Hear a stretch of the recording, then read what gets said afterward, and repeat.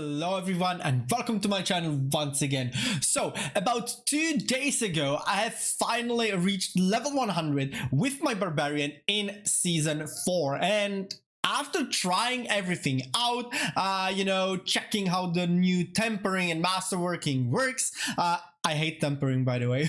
You can break so many items, it's insane. Like, there literally is a possibility that in the 3 months of the season you won't be able to get your gear, which is absolutely insane. And maybe you even buy an item for billions of gold and you will salvage it 10 seconds later. So yeah.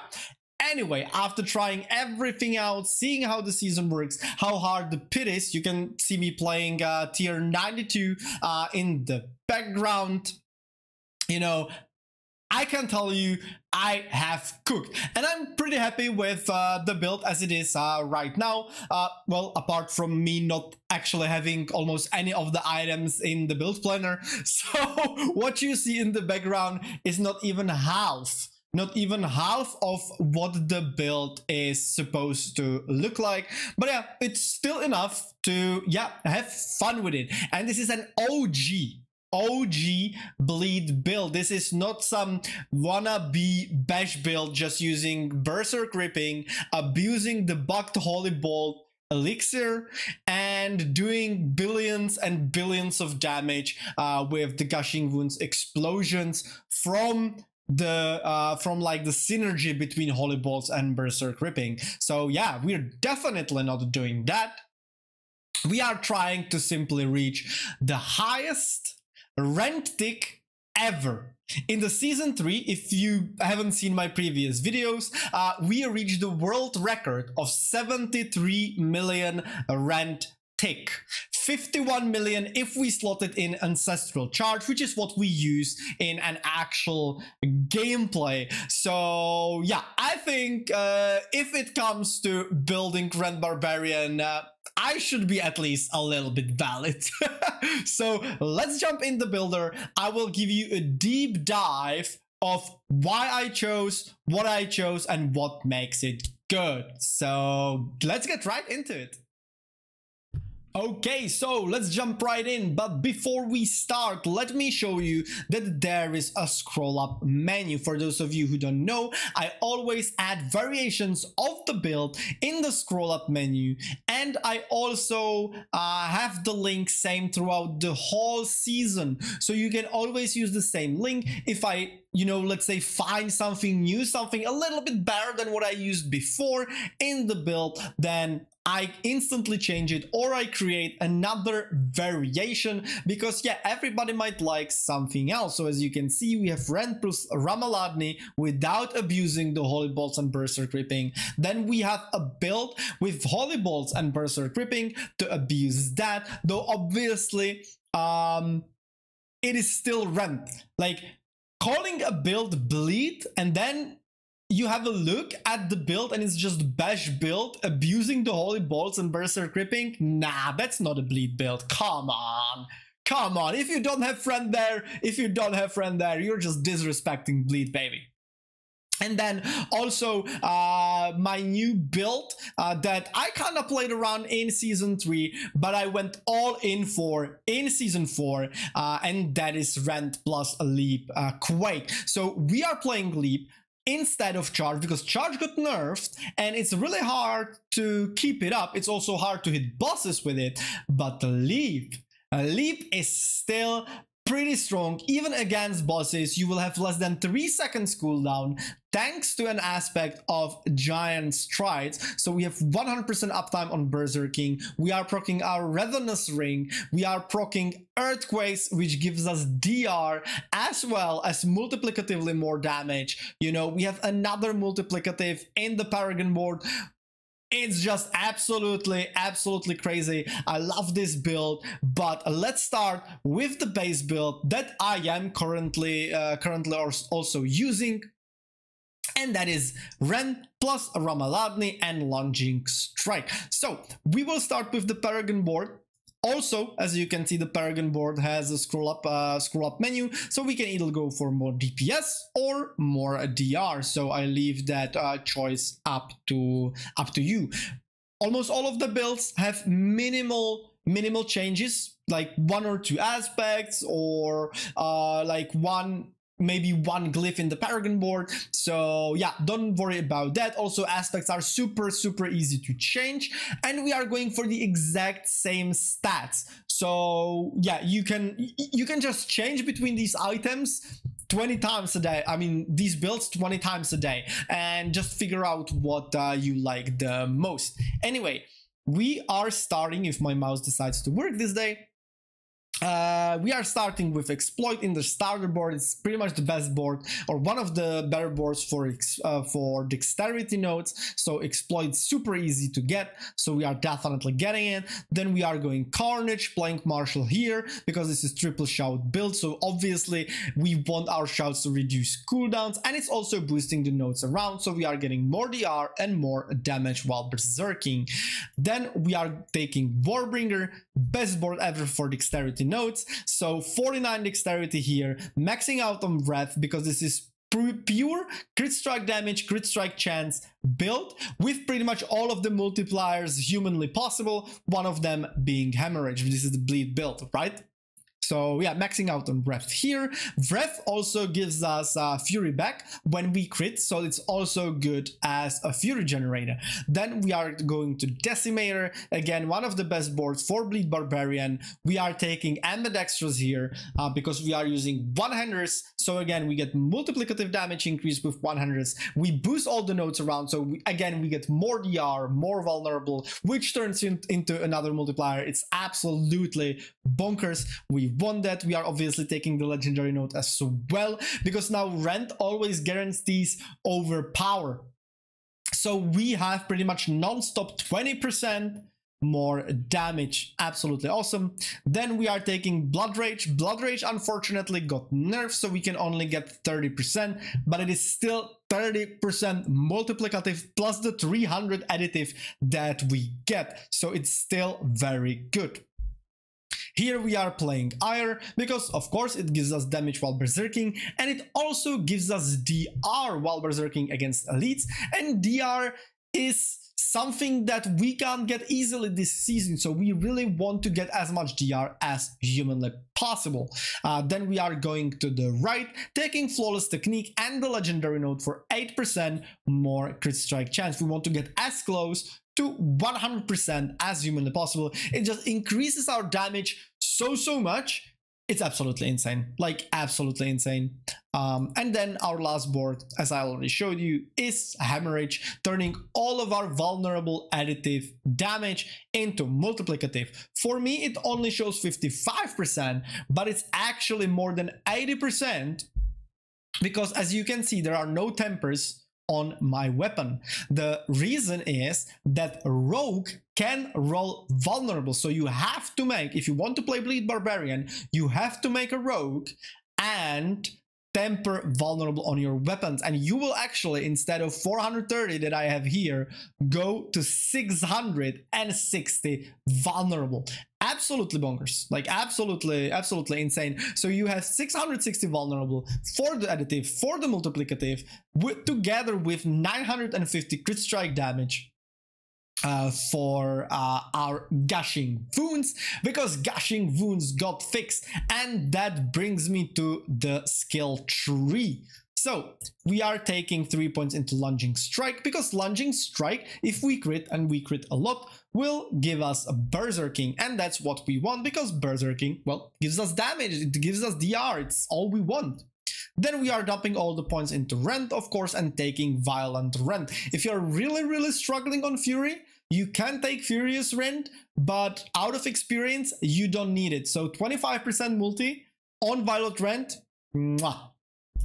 Then 3 points in Imposing Presence, you know, it gives us health. Health means survivability. Martial vigor for more DR from elites. Then 3 points into Rallying Cry and taking tactical Rallying Cry because we want to pump our resource generation as much as possible.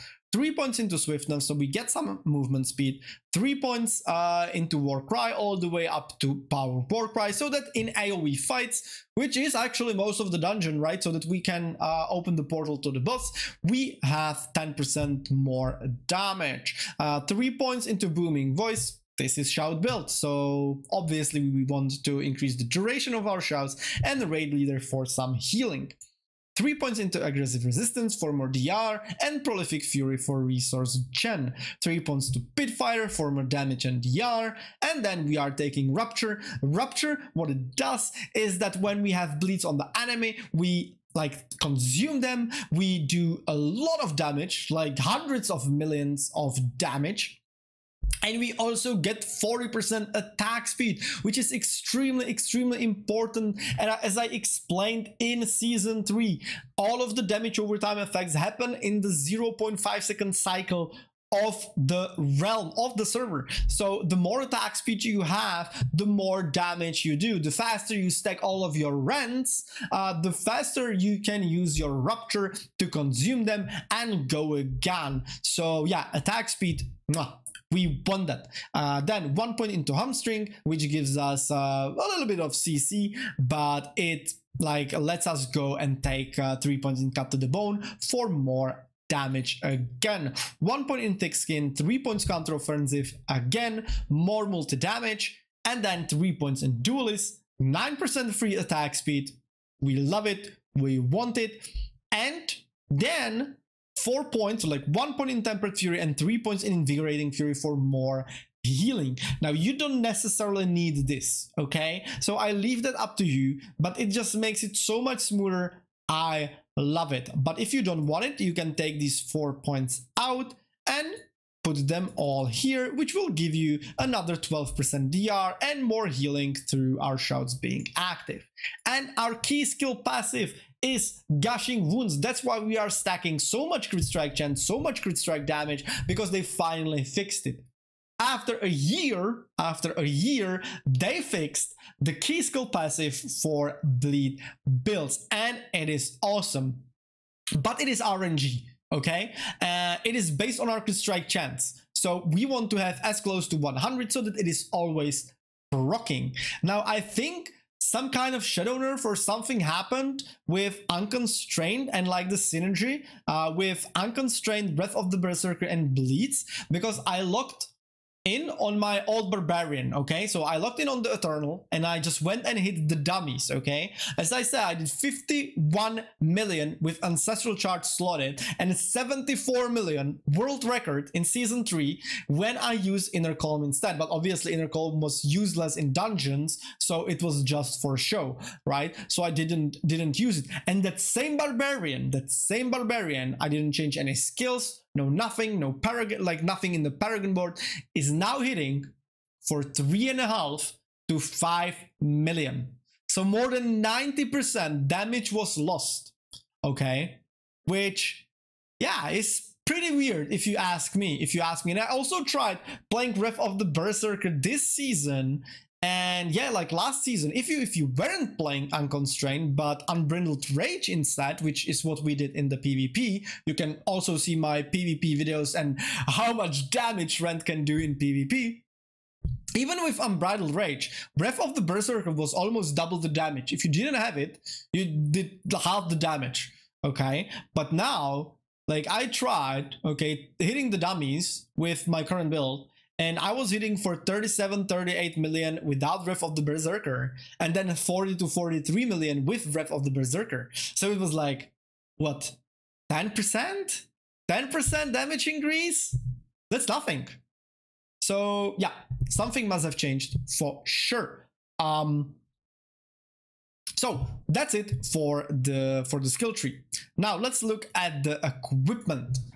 So we are starting with Shaco. On the Ubers, I did not put any greater affixes, okay? Because I think the chance to get them is very, very small. So I only put the masterworks and where you want to put them. So obviously cooldown reduction on Shaco.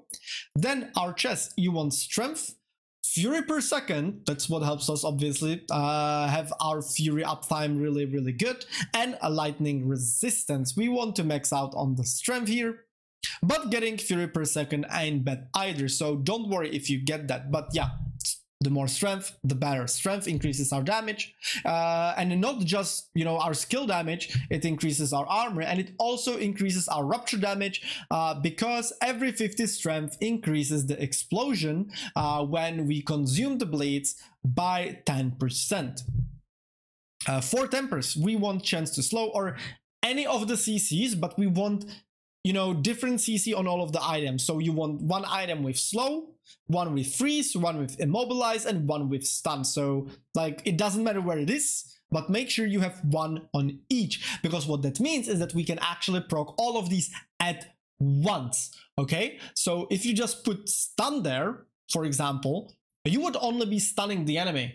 But if you put everything there, you are using all of the CCs on the enemy, and yeah, we can stagger the boss insanely fast. And the other temper is dodge chance.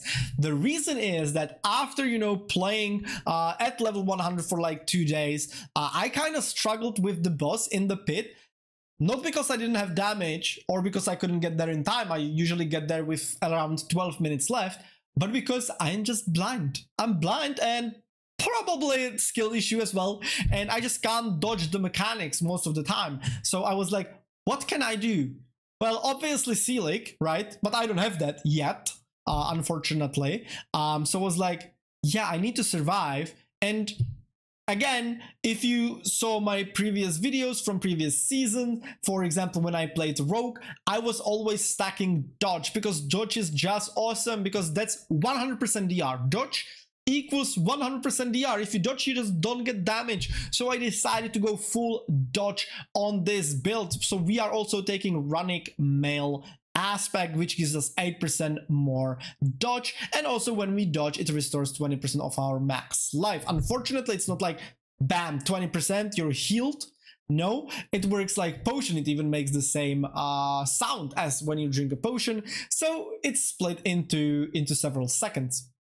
And unfortunately, it doesn't stack either. So if you dodge 20 attacks, you don't get 400% heal. You just keep refreshing the potion. But it is still a great source of healing. But most of all, we want the dodge chance. Then on our gloves, attack speed, because it's huge, attack speed we love, crit strike chance, and rend. We can get up to 8 skill points into rend, and that's what we want. Each skill point is around 5% damage increase, so 8 is super important here. For our tempering, one of the CCs, as I told you, and damage while berserking, because we want to reach 300 damage while berserking for our blood rage node, but not more, but also not less. And the aspect here is Inner Calm. Inner Calm was changed. Now it is 10% multiplicative damage at all times. And if we stand still for 3 seconds, it triples. So it's really great now that we are not actually overcapping on Fury every 0.1 second, which we did last season, especially thanks to the construct. Otherwise, we would play Limitless Rage here, but it's no longer worth. Then, for our pants, we are going for strength, fire resistance, you know, or lightning resistance. Doesn't matter. If you have fire resistance on your chest, then get lightning here. What you just don't want is poison resistant, and I'll explain why.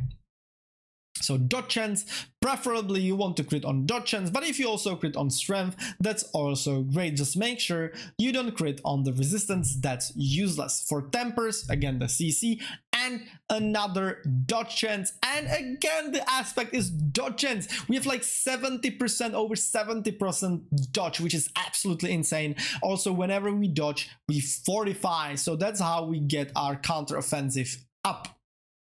For our boots, we want attack reduces evades cooldown. It's the best we can get. It pretty much means we have no cooldown on evade whatsoever. Here we are taking armor. We don't need GA on that, and we definitely don't want to proc any of these because we are already overcapping on armor a little bit. The cap for armor right now is 9.3 thousand. So yeah, but of course, here this is like a perfect gear, right? We are critting on masterwork, on the strength, etc., which also gives us armor. So we want to have some like reserve, you know, we want to have some extra, because if you don't have perfect gear, you will not have 9.5, but you will go around the perfect 9.3 that we need.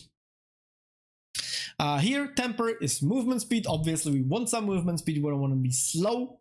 And weapon masters. Weapon masters gives us two. It gives us 2 charges for our rupture, and that makes everything so smooth. It gives us pretty much 100% uptime on the 40% attack speed, which is insane damage increase. Then for our two-hander, strength, crit strike damage, resource cost reduction, super important to have it as a greater affix. Again, that's how we sustain our fury, because we are no longer playing Starless Skies this season. Then tempering, rend size on the two-hander, then on the one-hander we will have rupture. If you have them, you know, the other way around, doesn't matter. You would rather want to have rend on your two-hander, but it doesn't matter. And as I said, you need to roll vulnerable here on your rogue. Then our first one-hander is Ramaladni. Ramaladni is a great weapon. It turns all of our fury into more damage multiplicatively. You want greater affix and obviously crit all of these on the max fury. As you can see, 234 max fury, which is insane. Plus, you can even play the elixir that gives you more max fury and reduces the cost of your rupture even further, which is what I am playing right now. If you don't have more resource reduction on your jewelry, because then it gets kind of tough to sustain it. But if you do, then of course we want to play the crit strike chance elixir. Because yeah, more crit strike chance, more damage. Then for our one-hander here, we are playing vulnerable, we are playing strength and max life. If instead of max life you have something else like damage, then that's also fine. But I think you want max life for sure, because we want to have some survivability, right? And again, on your rogue you have to roll vulnerable. Then grandfather, self-explanatory, because yeah, grandfather gives us more crit strike damage. I mean, if you hear someone saying that it increases the crit strike damage, like the additive bonus, then they are wrong. Like, I'm not gonna say that in the past I didn't think the same, but yeah, it was tested and it's just a visual bug. All it does is that when we crit, it increases that damage multiplicatively by 100%, but it has nothing to do with our additive. So the stat sheet, it doesn't change, okay? It's just a visual bug. So yeah, don't be confused by that. Then for our ring, what we want is crit strike chance. We definitely want it as greater affix. We definitely want to crit on it with masterworking. Vulnerable, attack speed, and a resource cost reduction, as well as damage while berserking to reach the 300%, as I said. Now here you can see we are almost 40% resource cost reduction. If you have these two maxed out, okay, the rent costs 22 fury, which is pretty much the same, or 23 fury. And if you use the elixir, it is 22. And like, I am using the elixir right now because unfortunately I don't have the resource cost reduction, and it's perfect for sustaining fury. Like in AoE fight, I'm pretty much full fury at all times, and even boss fight, it's pretty chill. So yeah, you definitely want the resource cost reduction here so that you can play the crit strike chance and crit strike damage elixir. We are playing Bold Chieftain. Oh, and I forgot to say, completely forgot to mention, sorry, I'm like so enthusiastic to finally be making builds again, and to finally enjoy the game again after the burnout in season 3 that, yeah, I completely forgot. So here, accelerating, attack speed, that's what we want, and here Edge Masters for more multi. On our ring, it's Bold Chieftain. This is triple shout build. Everything synergizes with the shouts, so reducing the cooldown of shouts is massive. So that's what we want. Again, we want to crit on the crit strike chance, like everywhere we can, we want crit strike chance. Ring of the Ravenous, the king of the build. Every second on this ring is 20% damage to our rend. There is no ring better than Ring of the Ravenous. Like Ring of the Starless Skies, for example, it doesn't even compare. Plus, and that's even more important, we can get greater FS crit strike chance. It gives us massive crit strike chance on the Ring of the Ravenous, almost 22% if we are lucky. So we definitely want that. And then for our amulet, we want Melted Heart of Selig. The movement speed is pretty cool, because we are not actually stacking movement speed to pretty much anywhere else. We got a little bit of it, 12% in the skill tree. Then 25% here, 18% on boots, and then we have 30% from our rallying cry and 15% while we're berserking. So that's why that's how we reach the movement speed cap, right? So movement speed on the amulet here, awesome. And of course it gives us max resource for the Ramaladni, which is basically a 100% damage increase, and it gives us absolutely monstrous DR. So this combined with the amount of dodge that we have almost makes us immortal. It almost makes us immortal. This is perfect combination, perfect synergy for potatoes like myself who just can't dodge stuff. So yeah, almost 50% dodge chance here, another 16% from our aspects, and Selig, absolutely monstrous. You can also use the instances, and one of them is 5% dodge, so that's massive. Now you might have noticed that my resistances are not maxed out and my poison resist is actually like super low. Now what you can do if you don't want to use instances to, you know, cap on the resistances, take these 2 points out from hemorrhage and you can put them here into Warbringer. Okay, so we can get the resistances here. So everything is 70 apart from poison. But there is a seasonal elixir, and it actually stacks with other elixirs, and it gives 15% HP and 20% poison resist. So if we use that together with our other elixir, we are maxed out on poison resistance as well. And 15% HP is actually a lot, so it's absolutely awesome. So yeah, this is for the build.